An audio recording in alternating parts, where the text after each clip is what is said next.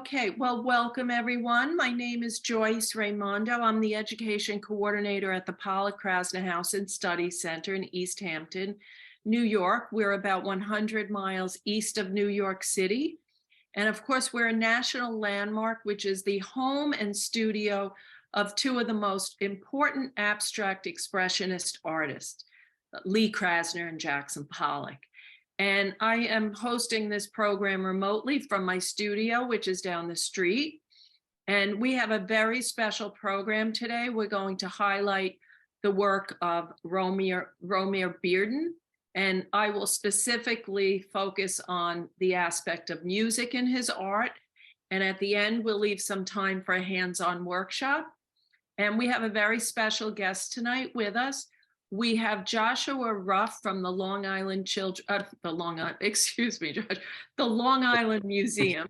Joshua is the co-executive director, and the museum is going to be opening up two exhibitions that relate to our topic. So Joshua, I'm going to turn it over to you. Okay, so. Great. Thank you, Joyce. Thank you so much, everyone, for joining us. And I really appreciate you all tuning into this and talking about this. I think that there's of course been a lot of scholarship, a lot of study about the subject of jazz and visual art and the influences on each other. It's not a one-way street, it's a two-way street, or even more directions than that, depending on how you look at it. And I'm going to talk about two exhibitions that are opening here at the Long Island Museum, which is in Stony Brook. So we are from East Hampton, roughly, depending on traffic patterns, about an hour, 15 minutes, hour and a half or so from the Pollock House. And right behind me is a work by the artist Frank Wimberly, who many of you may be familiar with because he's lived in Sag Harbor for decades, built his own house there with his wife, Juanita, back in the mid-1960s, and was part of a confluence of artists that began doing work in Sag Harbor, working throughout the 1960s, 70s, 80s, right up to the present. And so more about that exhibition in a bit, but this work in particular is right on point for what we're talking about. It's actually called Five Spot.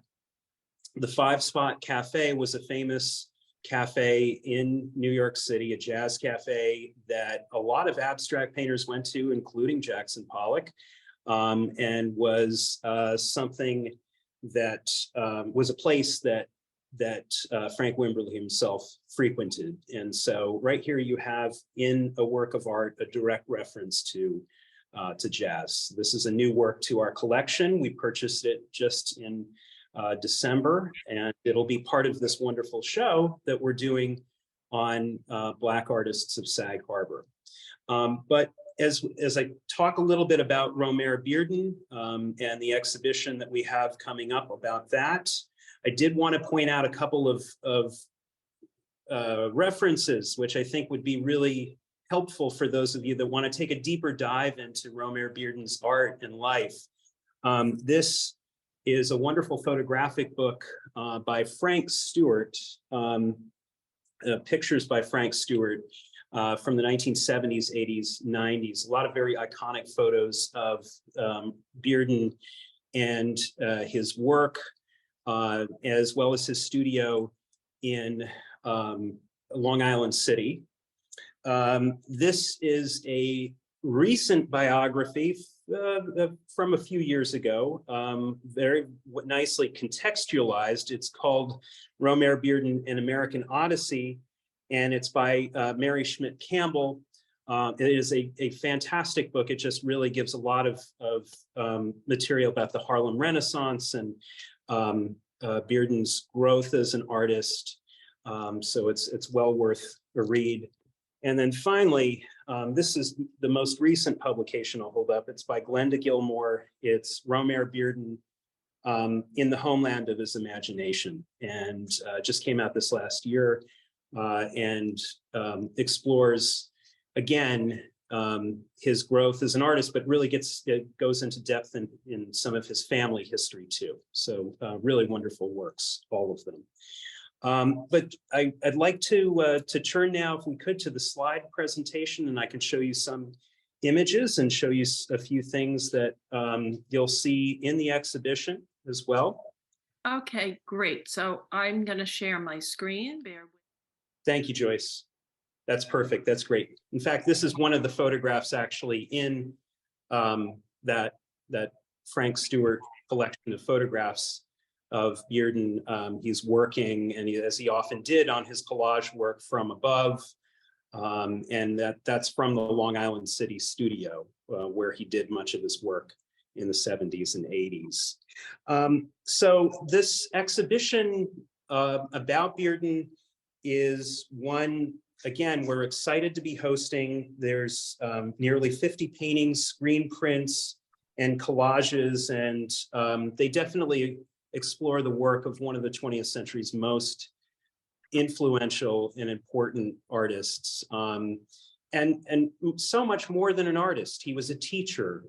He was a political cartoonist, a cartoonist of matters of social issue and racial importance in the 1930s and 40s, prior to kind of the development of his great career as an artist.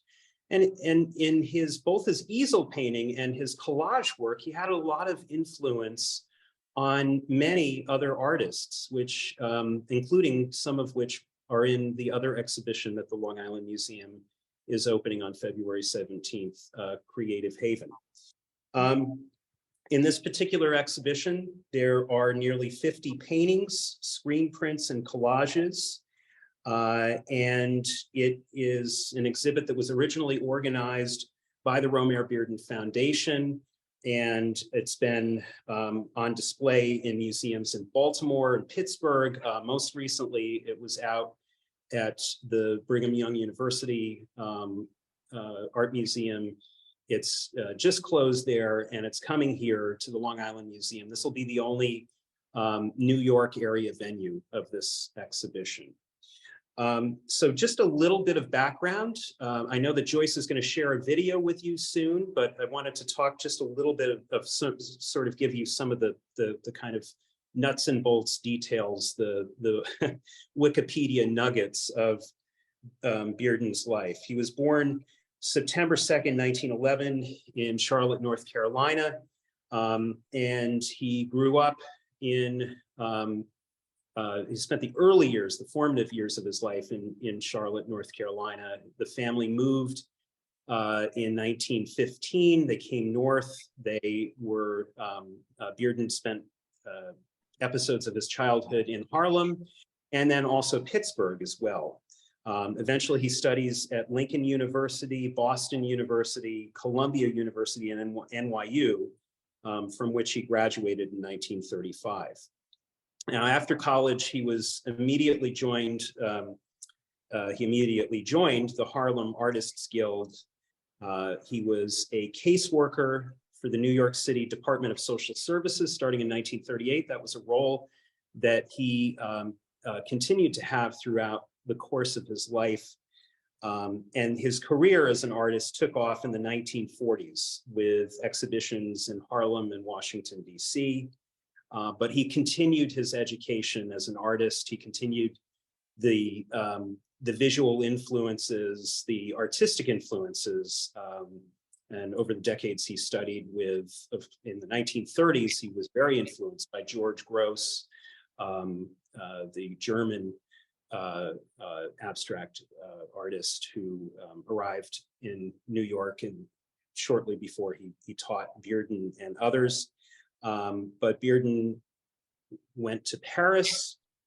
He had continued his arts education at the Sorbonne, and in returning to New York in the 1960s and to the cause of civil rights, he, along with other artists, founded a group known as the Spiral Group in 1962.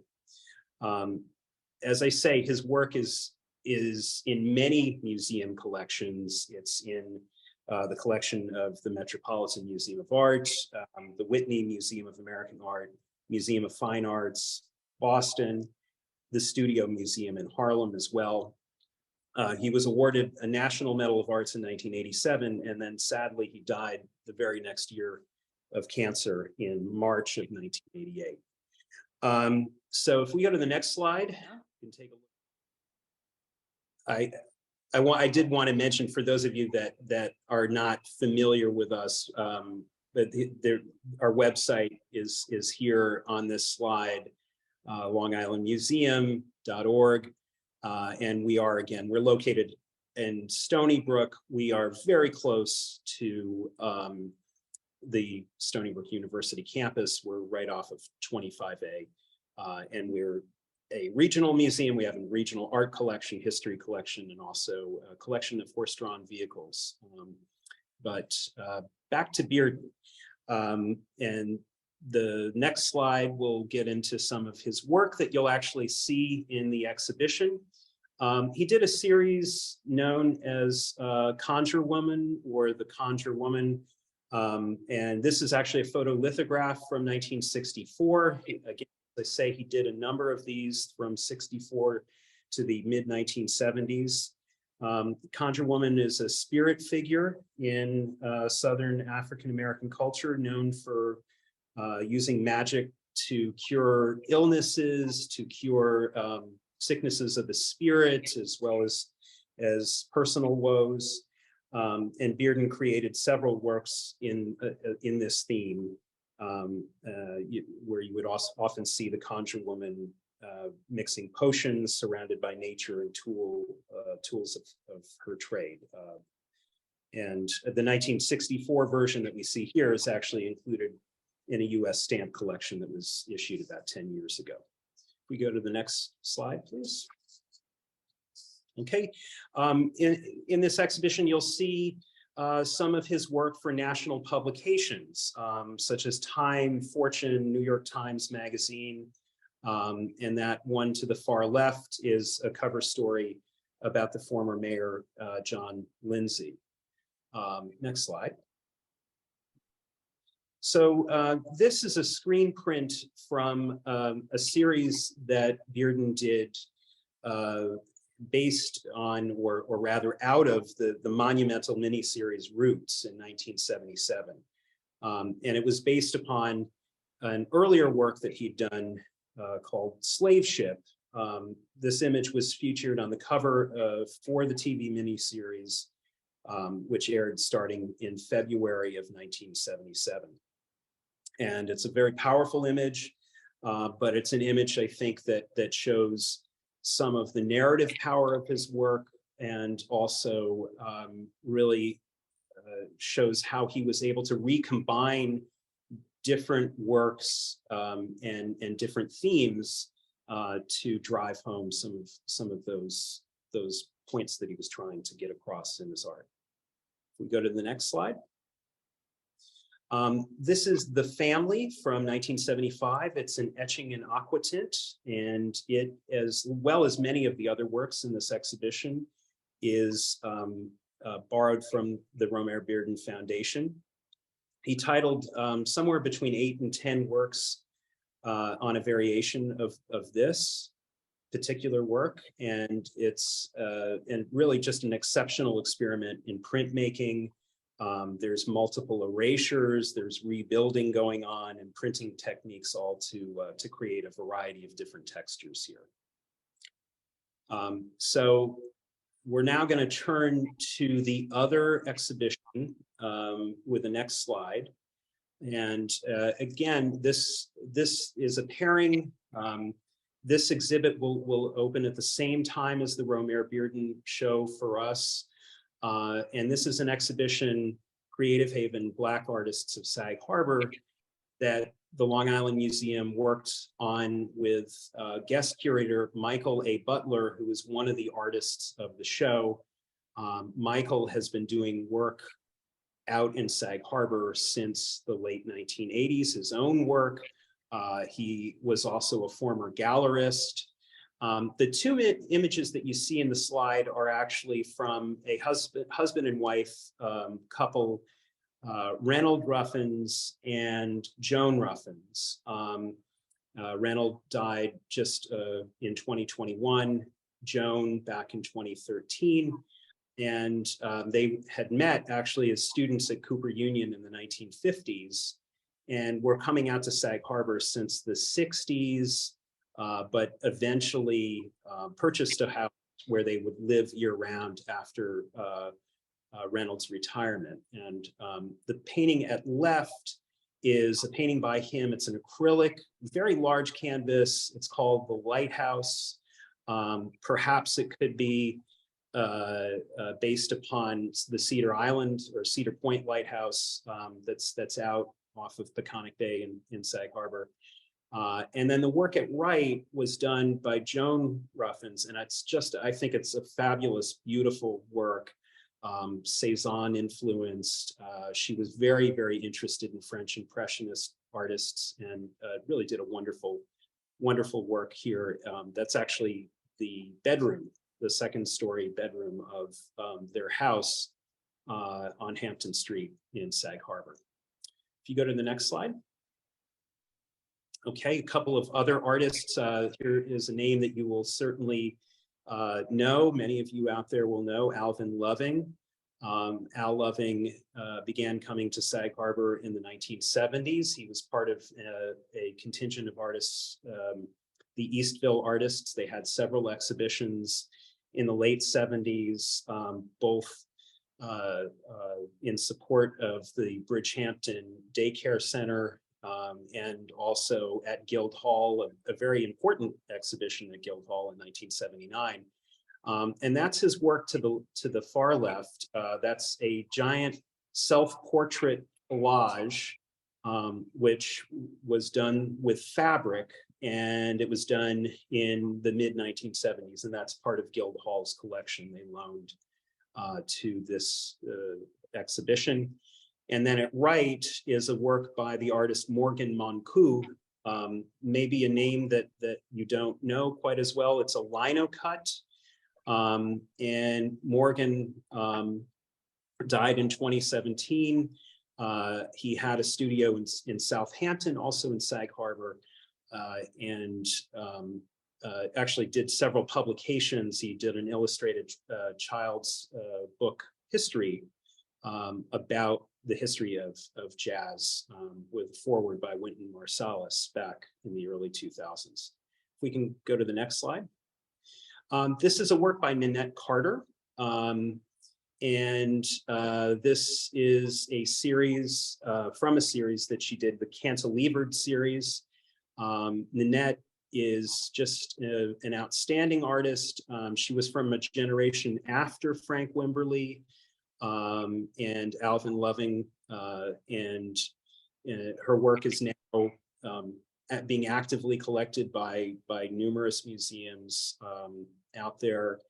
And Ninette, as a child, as a young teenager, was very influenced after her parents came out to Sag Harbor by some of these older artists like Wimberly and Loving. If we can go to the next slide.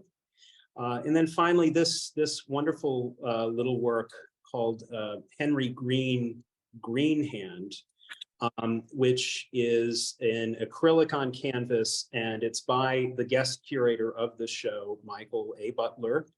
And it is also now part of the Long Island Museum's collection. It's a reference to African Americans working in the whaling trade back in the 1840s. And Michael does a lot of research about a lot of East End African American historical subjects, and then infuses many of his paintings with these themes. And so it's a really wonderful narrative folk art form, and just a great gem of a little painting, which I hope you'll all see. One more thing that I wanted to share before I let you go and hand it back over to Joyce to take the rest of the program. Coming up we do have, with both of these exhibitions, a full slate of programs, education programs and public programs, but a particularly exciting public program that we're planning for Sunday, April 23rd. It's a program that we're calling Cool Rhythms, the Intersections of Jazz and Visual Art. And it's a Sunday afternoon program from 2 until 5. And some of the participants that will be there include Ken Kimmery, who is leader actually of the Smithsonian Jazz Masterworks Orchestra in Washington, D.C. And we will also have a 5-piece band from the National Jazz Museum in Harlem that will play some of the songs that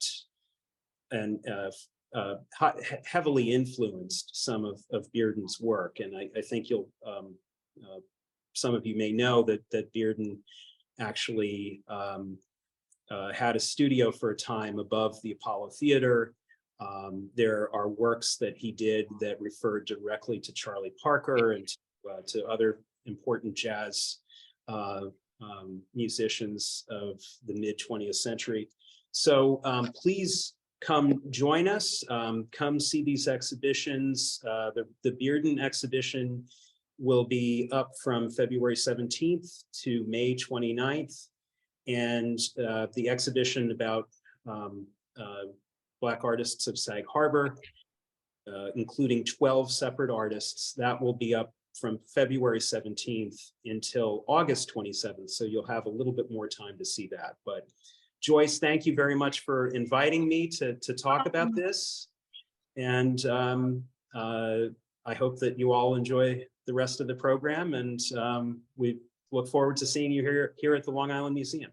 Joshua, thank you so much for that wonderful presentation, and also for doing these 2 amazing exhibitions, and I can't wait to see them. And of course, we do have sometimes a worldwide audience, but I hope this encourages people to investigate what exhibitions might be in your own area, exploring the work specifically of Black artists. Okay? Thank you. Any artists, but our topic tonight is Black artists. Thank you so much. Thank you, and enjoy, everyone. And Bye-bye. Joshua has to go pick up his wife now, so we're going to say goodbye. Thank you, Joshua. Bye-bye. Thank you. Thank you. Okay, everybody. So we're going to switch gears, and I'm going to tell you a little bit about, we're going to focus in on the theme of music and art. The name of our program tonight is Music to the Eyes, for my eyes. And we're going to see how Romare Bearden and Jackson Pollock were inspired by music, and in particular jazz, which was the popular music of their era, their contemporaries. And we're also going to see how it's so interesting how you can convey one sense, like an auditory sense. How do you communicate that with another sense, which is visual, the sense of sight? And it's really fun to explore this. So I did want to just play a very short video. It's about 2.5 minutes.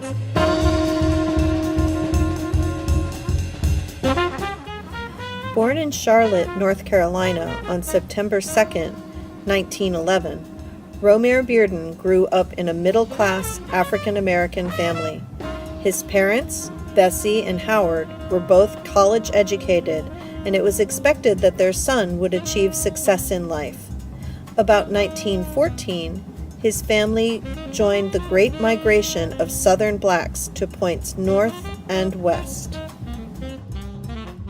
In the early 20th century, Jim Crow laws in the southern states kept many blacks from voting and from equal access to jobs, education, healthcare, business, land, and more.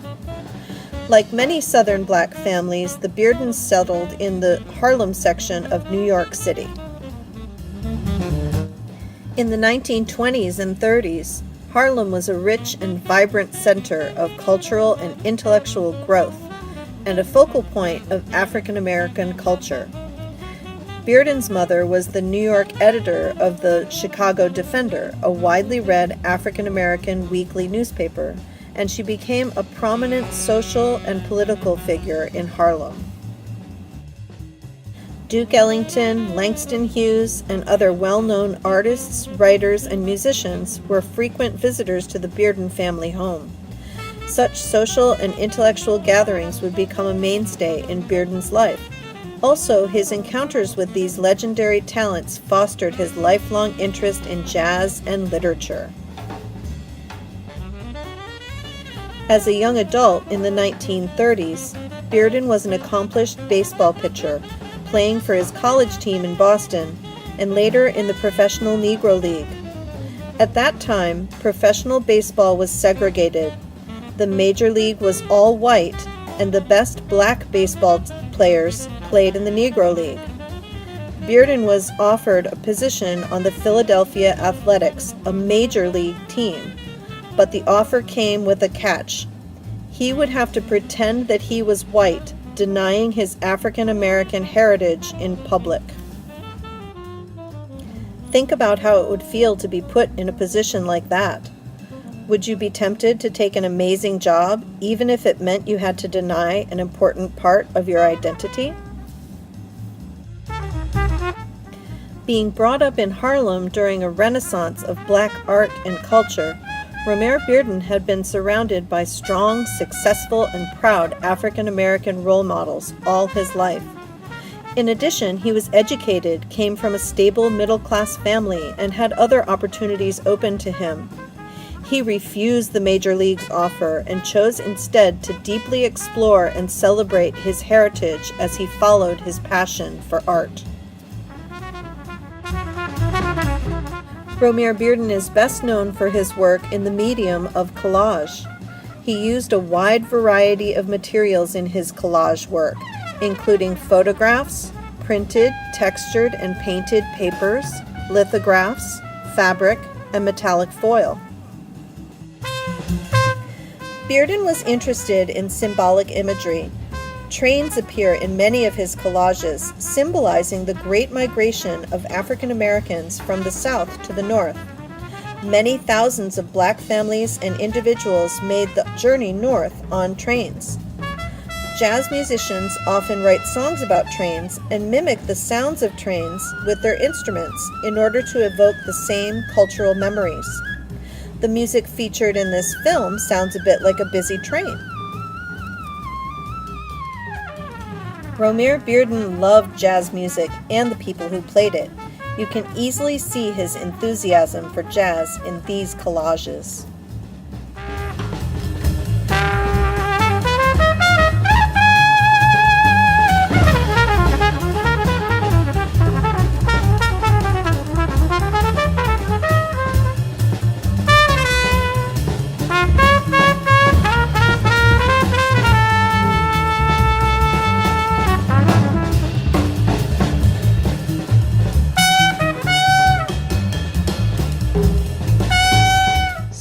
I think this is as much about art as it is about being a human being and having integrity and faith in ourselves. And here we are to celebrate his work today. So I'm going to show some images of Bearden's work and a little of Jackson Pollock that deal with the theme of music. But I'm not going to do all the talking. I'm going to ask you for your opinion about what you see. And our wonderful intern, Juliet, will read the comments from the chat. Okay? This is Cafe Society in 1941, and Pollock and Krasner would have gone to this jazz venue, and it was really a very vibrant time in New York City for these jazz musicians.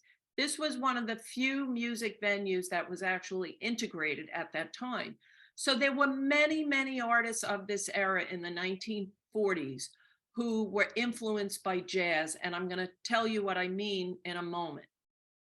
Now, with Jackson Pollock, here he is doing his famous iconic drip painting, dripping paint from sticks in his barn studio, which is now a landmark, a national landmark.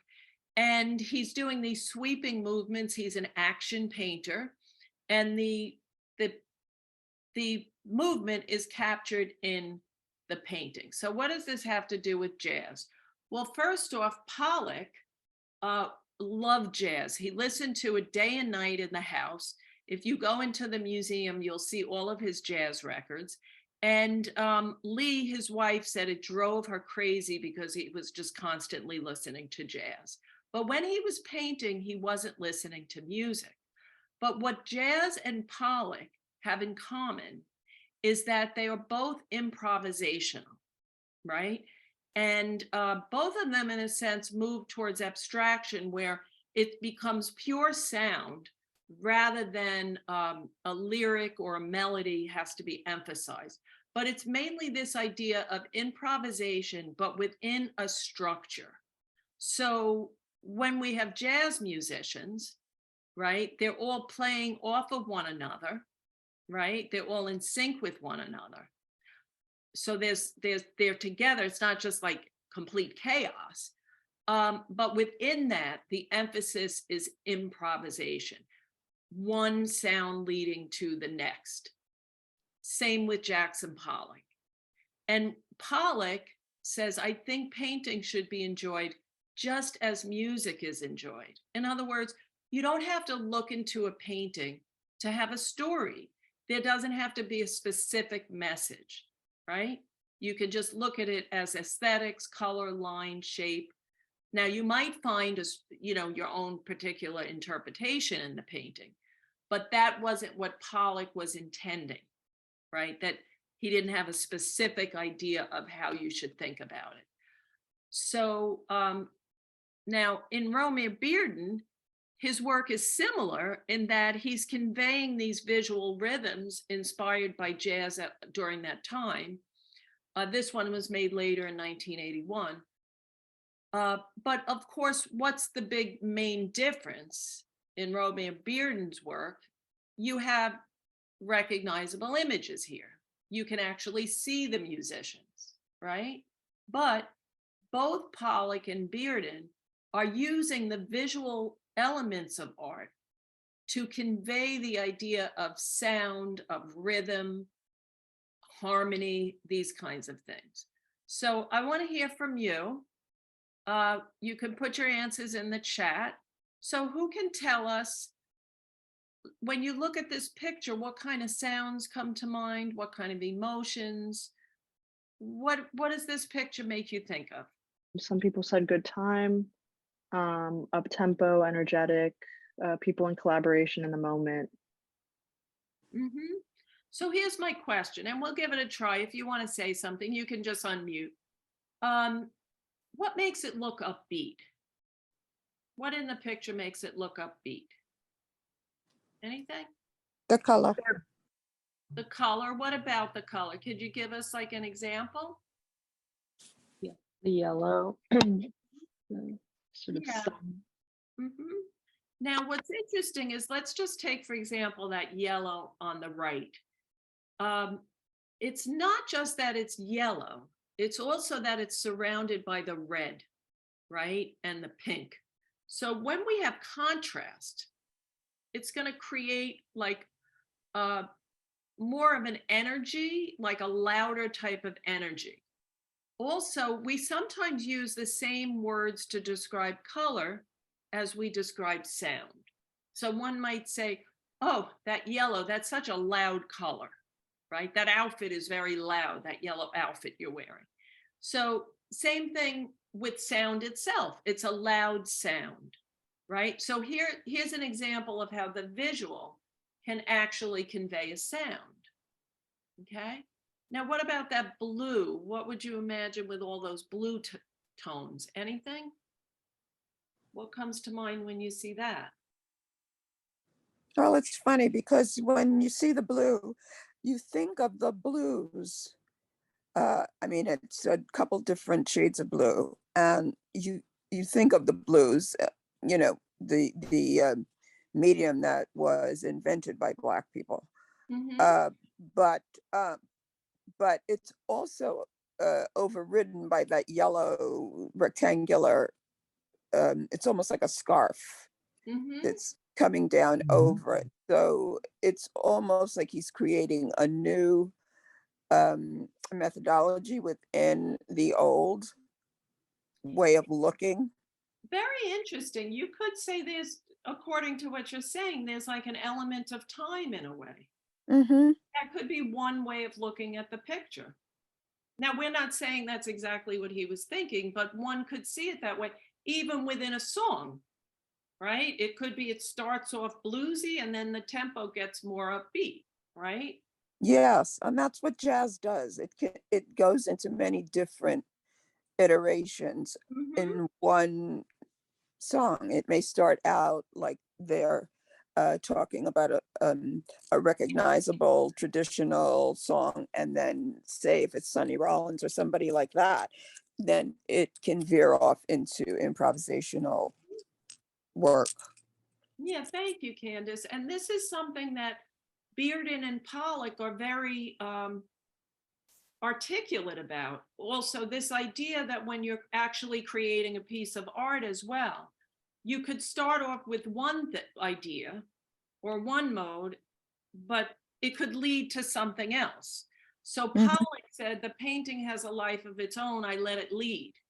Lee, mhm, his wife, says something like, I surrender to the painting, I don't will it.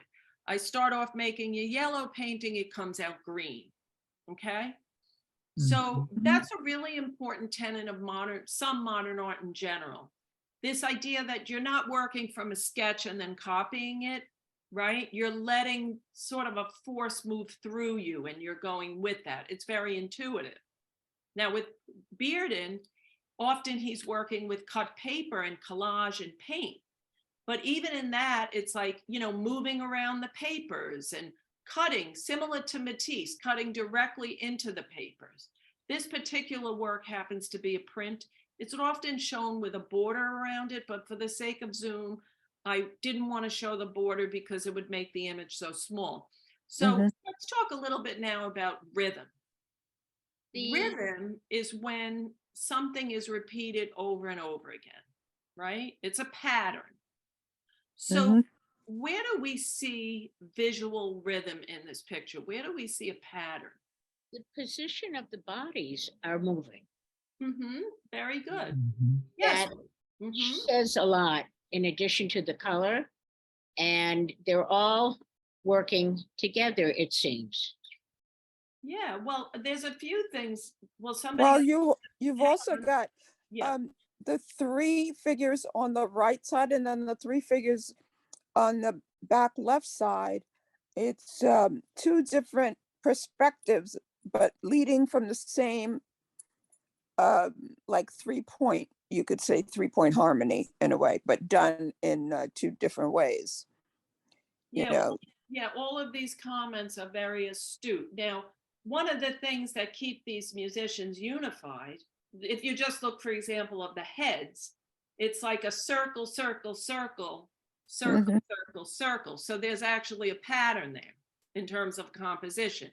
It Mhm. moves your eye through. Then True. also you have these diagonals. The diagonal of the guitar mimics the diagonal of the piano cover right behind it, right? Mhm. There's syncopation because you have these angles, these diagonal lines going in different directions against each other as well, right? Yeah. But what's interesting, somebody said the idea of different viewpoints, I believe you said.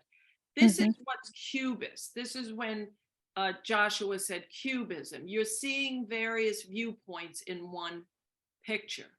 Like, for example, that hand of the saxophone player, I think that is, it's really big. You see that? Mhm. Yeah. And this type of thing, it's not a mistake.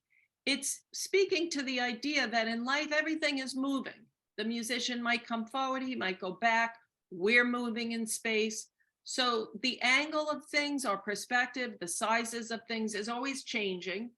And cubists show that in a picture, more than one view. So it Well, creates. here, isn't it interesting though, here with that hand that looks like it's a little large, it almost looks like it's going to play the guitar of the man in front of it. It's how jazz musicians play off each other. They allow each other to come in on whatever riff they're playing. Mhm. And that one hand, that one large hand shows that in such a marvelous way, I think, because he didn't do it all over this particular picture. He just used that in that one instance. That one enlargement shows so much about the rhythm of this whole picture. He's not overpowering us with hands like coming out from everywhere. No, It's, not at all. you know, Yeah, it's subtle and yet it's brilliant. This is why he's a yes, good artist. And then if you look at in terms of the connection, you see the guitar, the neck of the guitar, boom, it's like an arrow pointing to the piano player. yeah, So this is brilliant. This is what I mean. The more you look, I never noticed the hand. I've been talking about this for years. Now, back to the idea of rhythm, you can find patterns all over this picture. So for example, the dots on the bottom, right? And they're all slightly different colors. So if we were to associate a sound, it might be the bright yellow might be louder, the blue might be softer, but yet they're all kind of somewhat evenly spaced. So it might be like,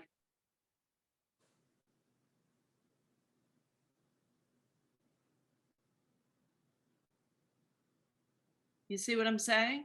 yes, And then you have these patterns like the drum behind it, those black lines, that's a pattern. The neck of the guitar, the frets, the little dots on the guitar, that the strings are wound around, right? So this also creates kind of like a syncopated rhythm. Even if you didn't know these were musicians and you just saw it from an abstract viewpoint, I think you would probably get a musical feeling from it. So Joyce, what's interesting, there's no horizontal line, which No. to me expresses improvisation. Yes. When you have a horizontal, it's usually associated with calmness, right? What about at the top? oh, there's a horizontal line at the bottom and the piano. There are some, it's not emphasized. I think maybe these horizontal and like vertical lines anchor it a little bit. It kind of contains it. Do you know what I'm saying? Because Pollock does that too. He's got all these swirling lines, but then around the edge of the rectangle, he leaves it a little empty. So it's kind of contained. Matisse does this too. He'll have all these flowy shapes, but then he'll have some rectangles. It kind of anchors it. Right. So I see more of a Baroque diagonal in this than anything else. what do you mean by that?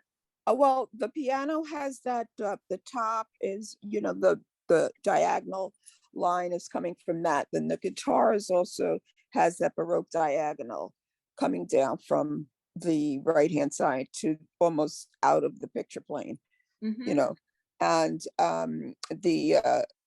even though it's a small person, that the trumpet in the back is almost on a diagonal. He's leaving those three people on the left-hand side a little bit less prominent. It's not only that they're in back, but they're slightly less prominent, except for that pink splash. But they're all on a diagonal because the top of the drum, the snare part, is also on a diagonal. So I'd say, and the Baroque diagonal is all about spirituality. So, I'm not familiar with that. In what sense? that's in art history. When the Renaissance painters were painting the diagonal, it was talking about the spiritual part coming into a painting. So even though this doesn't show Bearden at his, I say most spiritual, I think they are playing what's known as a spiritual because of those lines. Yeah, well, all of these themes overlap, right? Same thing with Pollock's work. I was discussing tonight jazz, but Pollock's work has a spiritual aspect to it as well, right? If you even talk about this idea of improvisation and structure, there's a spiritual idea in that. The idea of, some people call it being in the moment, being in the zone, being in the Zen, right? Going with the flow, right?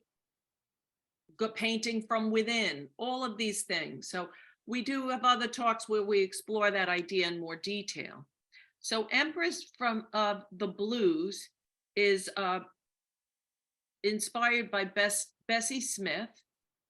And Pollock says, even though you go through these terrible experiences, and maybe this is a spiritual thing as well, you come out feeling good. That's what the Blues say, and that's what I believe. Life will prevail. Okay. And this one you could also see, and we'll go a little quicker to allow time for a project. You could also see the way these musicians, right, on the right, the diagonal, right, and how together they are, right? They're all separate, but they're all literally together. They're like one. Any comments on this picture? It almost seems as though more or less they're individually together. And that's an interesting concept where everybody has their part to play. And in the end, it comes together as if it's like a jazz symphony. It's really interesting. Really interesting. Isn't that's a pretty beautiful concept, isn't it? Definitely. Yeah. I love her skirt. Yeah, well, this is where it looks to me like he probably used a piece of paper that maybe had been previously painted. And sometimes, like Matisse, he would paint papers and then cut them up. He would also use papers that he found that already had patterns on them, or magazine papers. This one, I'm not sure who it is. I kept looking for the title. I couldn't find it, but I just love the exuberance in this one. And we were talking about the idea of rhythm. So like if you look at that curvy top at the part, right, those curves, it's a rhythm, it's a pattern. And then the dot, dot, dot on his sleeve, and the dot, dot, dot on her necklace, the dot, dot, dot on the other sleeve, right? And the cubism, right? Any other comments on this one? Perspective is great. Yeah, the perspective is really, really interesting. It's almost like the dress looks kind of flat, like it's come straight up, but then it also looks like she's leaning back. So a lot of these pictures trick your eye a little bit too, right? Like you can look at it this way spatially, and then you can look at it like it's flat. You could look at it like it's coming forward. It changes. Your perception can change. Oh, and by the way, we're going to talk about that is that tomorrow? Yeah. We're going to talk about the illusion of space. It's called It's an Illusion, and we're going to do some fun projects. So this one, 3 folk musicians. I love this one. This is 1967, and I know if you were alive, you remember the folk revival popularity, right? Where all of a sudden rock and roll players or popular musicians were playing the banjo, and so this is inspired, I'm sure, in part by that. And here we could see the use of his collage papers, right? You could see how they're painted, and then he would cut them up. Now, Lee Krasner, Jackson Pollock's wife, is known for this technique. Now, in Bearden's case, I'm not sure if he took old work or if he purposely made the paintings to cut them up. In Lee Krasner's case, she would go back 10, 15 years and grab her old work and cut it up and make collage paintings. Any comments on this one? Jester, I think of the idea of funnery. What is funnery? You mean fun? As a jester, the fellow on the left, almost jester-like, but with folk music, it wasn't so much jester as poetry and history, but it's done in a whimsical style rather than serious dark colors, which is a nice, refreshing approach. So jester. Okay, I thought you said gesture. So thank you for clarifying. Jester. Yeah, well, this is also Romare Bearden is it's the joy of living, right? It's the joy of living. And a lot of his artworks are narrative about day-to-day life in the South. Some of them he has more serious themes like the Odyssey, the life journey. Yeah, but ultimately he has it's a positive Odyssey, right? Uh-huh. The transition is positive. Is another example. And this, of course, is his famous block, which is a very, very large collage painting. So this is when he was living in Harlem. And these stores and these activities actually would have been taking place. So he looks out his window at the block and he did like a very brief sketch, but then he really was working with the colored papers to lay out this artwork. It's cut and paste and paint. It's a very complex artwork. You could see painting in there, you could see letters, you could see through the windows. And here you could see on the right, the street musicians. Here you could see a funeral, and there's like, it's a little blurry, I didn't realize that. On the top, it's like angels on the top, and you see the angel in the window. And here we see his use of magazine pictures. But like a lot of you said, you see more than one viewpoint. Some are large, some are small. They're coming out at you or not, right? Okay, so who is ready to make some art?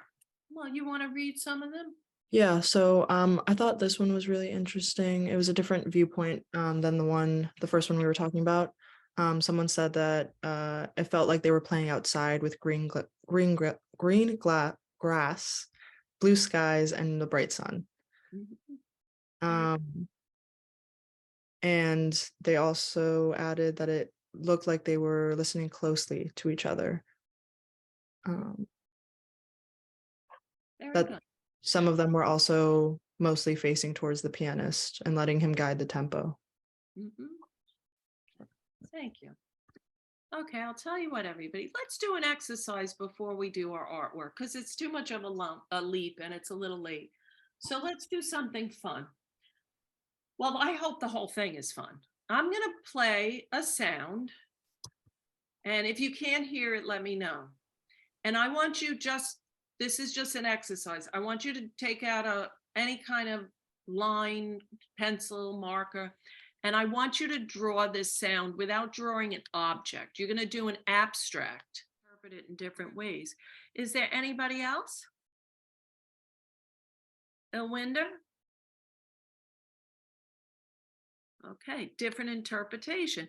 And Elwinda, I like also you associated red, which you might think of a fire truck, but also the sound of the siren sometimes is jarring, like red, it's loud, right? Very good. I'm sure we have different ways of thinking about that. So now what I'd like to do is, in this spirit, I want you to choose a piece of music, and you can make a collage that's abstract, or you can make a collage that has people in it. But your challenge is to, with the shapes, lines, colors, to convey the type of music. So it's not just the pose of the figure, right? It's also the kinds of shapes and the way colors and patterns, the way you use the elements of art. Now, there's a couple of things with this. Romare Bearden, right? You'll notice that sometimes the colors in the background, so to speak, appear in the foreground. So you don't want to just do like figures typically floating in outer space. So I'm going to just work super small. I never know exactly what I'm going to do for this, but I do love swing dancing. So I'm going to imagine like a fun song like Chattanooga Choo Choo, something like that. Okay. So let's say I can take my yellow here. And if this is too much for you, you could always draw first, but I'm just going to cut directly into the paper.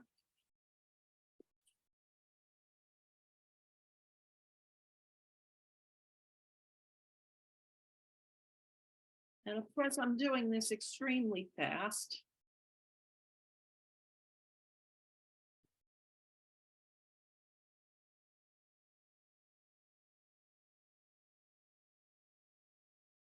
Okay, so there's figure number one. Okay, and then I'll put. Well, I'm only going to do one figure just because for the sake of time, okay? So let's say I have this newspaper here. And maybe I'll decide that this type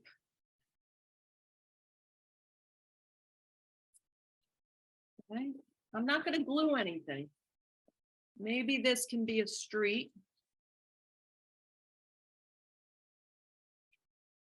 So I could slip that under here. Okay.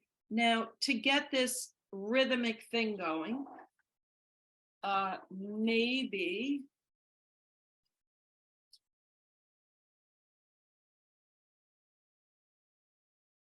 I like red, yellow, and blue. These simple colors remind me of that era a little bit, like Broadway Boogie Woogie by Mondrian.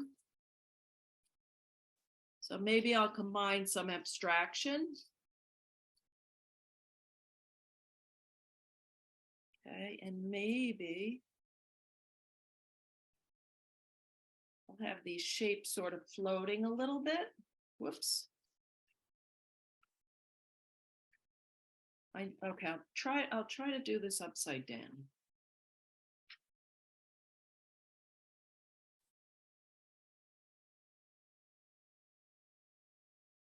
Now, this is the part where, what did I mean by the foreground and the background?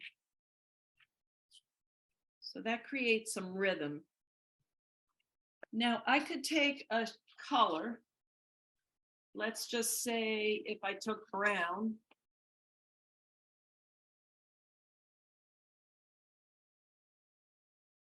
And I realize I'm doing this super quickly. Let's say I slip this brown over here in the background.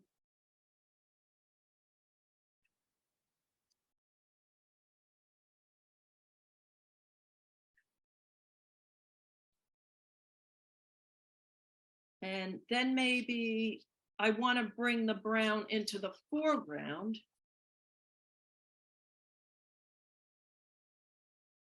Maybe I will also use the brown here as her skirt.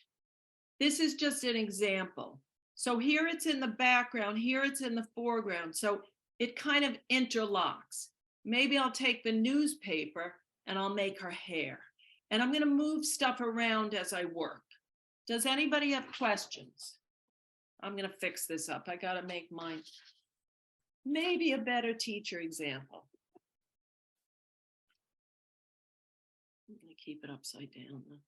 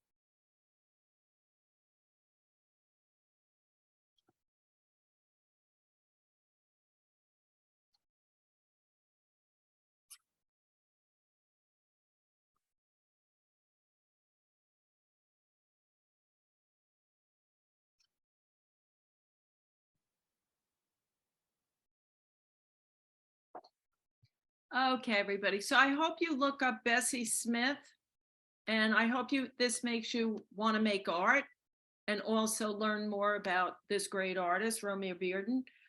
You can go to pkhouse.org. We have several talks to celebrate Black history.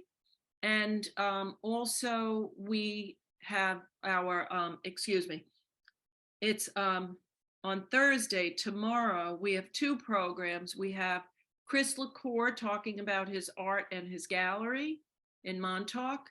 And we have It's an Illusion, where we're going to look at how to create illusions in art.